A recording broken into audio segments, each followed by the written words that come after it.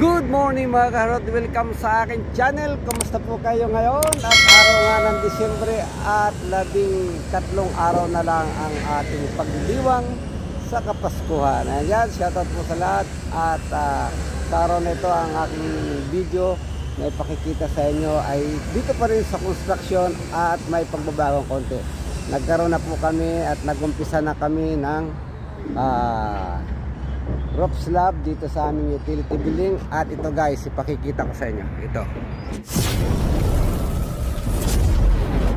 Ayan guys, at nung nabuhusan na nga natin itong mga kolom, ayan, at naglagay na agad tayo ng shuttering para naman sa ating beam at sa slab. Ayan guys, at sila ay naglagay na rin ng plywood doon para naman magprepara tayo ng steel bar. Ngayon hindi pa tayo makakyat kasi wala pang hagdan, pero aakyatin natin yan mamaya at ipakikita ko sa inyo ang kondisyon doon sa itaas. Guys, ito ang ating suporta. Ayan, nagkaroon tayo ng mga, ang ginamitan lang natin ng ito ng standard scaffolding, may mga base jack sa ilalim. Ayan, naka base jack po yan. At siyempre may sukat ang ating mga ledger at ang ating standard post para makuha natin ang saktong elevation. May kanya-kanyang sukat po yan, iba't ibang sukat yan mga kahardot. Ayan, at sa side, ayan, nakalaping tayo sa side, paikot yan. Yan po ang system ng ating scaffolding dito sa ating ginagawang floor slab sa bali sa roof na yan, kasi isang sheet lang ito, utility.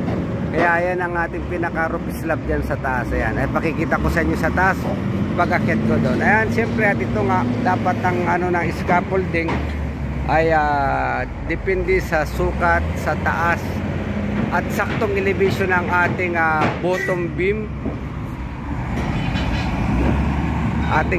beam at saka ng ating slab. Nakasukat po yan, kaya gumamit ng jack dun sa taas. Ayan, may jack yan dyan sa taas yan, may mga jack. At sa ibaba siyempre mayroon ding jack para sa adjustment naman ng height. Ayan po ang isang system dyan. At hindi po tayo pwedeng gumamit ng iba't ibang sukat na ledger dyan, depende sa ating gagamitin. Yan po almost standard yan. Every 1 meter dapat meron tayong suporta. Every 1 meter po ang standard vertical support natin sa ating pag-shattering guys. At yun nga, ang ating mga karpintero, ayan, laging nakahanda yan sa ganitong mga pag-i-scaffolding kasi dapat nasa maayos yan, dahil once nagkaroon ng diferensya, unang-una magkakaproblema ang elevation. Pag-installay tayo, ang elevation ng beam o ng slab. Kaya yan, bago nila bitiwan yan, siguradong nakahigpit, nakatama ang sukat, nakatight ang lahat ng joint ng scaffolding at ang preparasyon ng kanilang ng paglalagay ng suporta ng kahoy ay sakto-sakto din. Ayan, tulad yan guys. Ayan, almost yan hindi na tayo nagpuputol yan para hindi masayang, kaya hindi pantay-pantayan yan, kaya pinasobrahan dyan para meron tayong access sa gilid. Ang purpose po nyan at ang isang ginagawa natin para hindi masira ang ating mga kahoy, hindi maputol.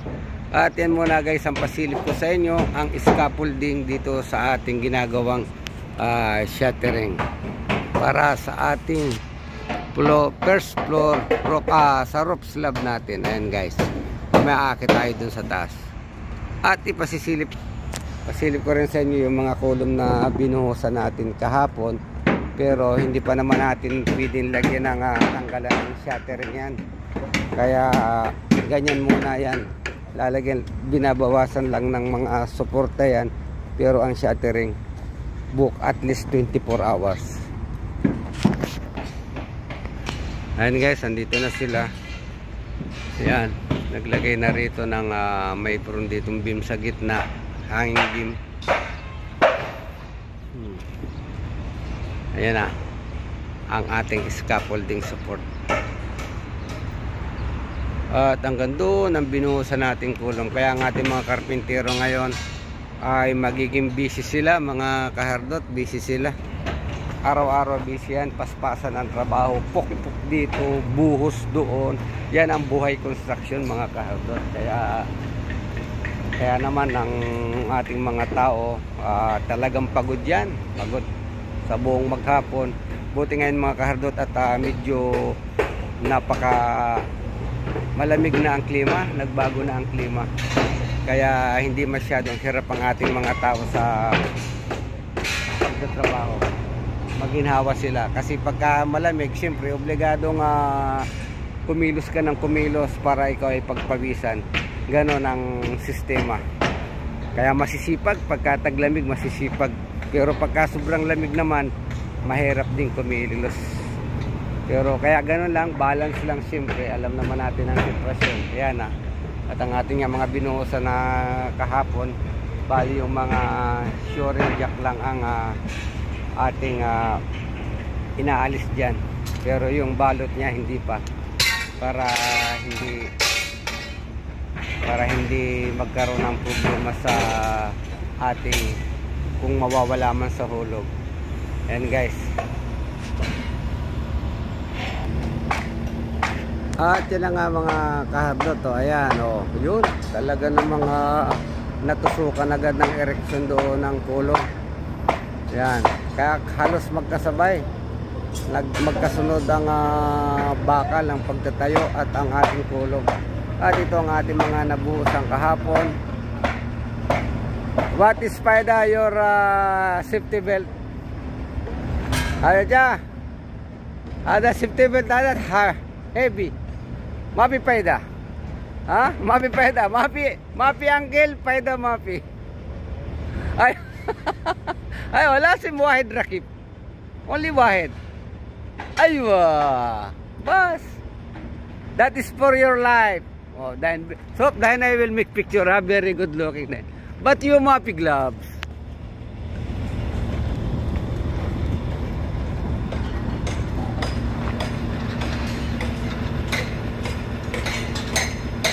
Ayan guys, tingnan ninyo. Okay, very good. Aywa, very good. Thank you.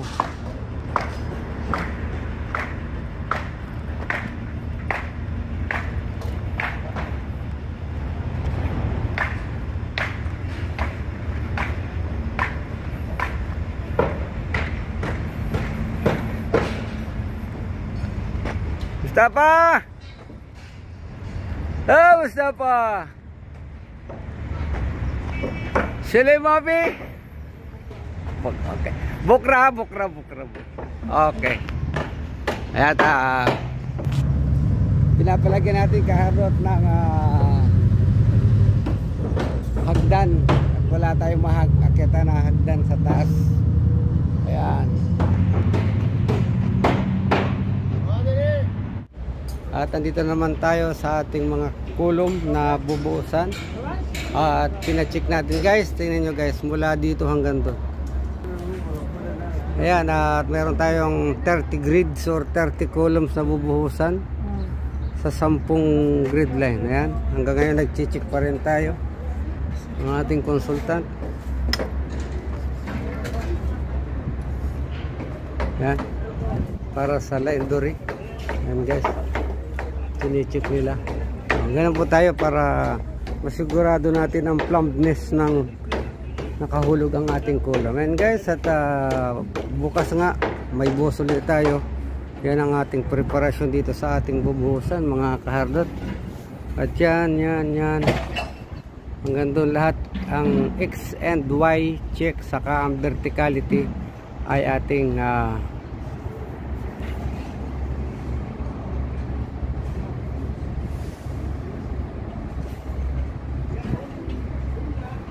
ayan, para yung y-axis natin kung parehas siya.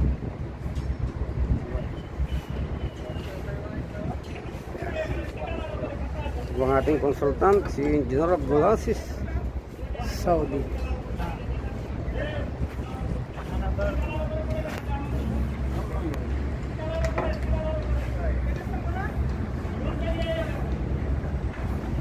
Engineer, lying good? No safety. No safety هذا. لازم هذا. No stair. No safety كله هذا ما المشكلة هذا. خلاص. والله مهندس شكرا كثير. Your work today too much.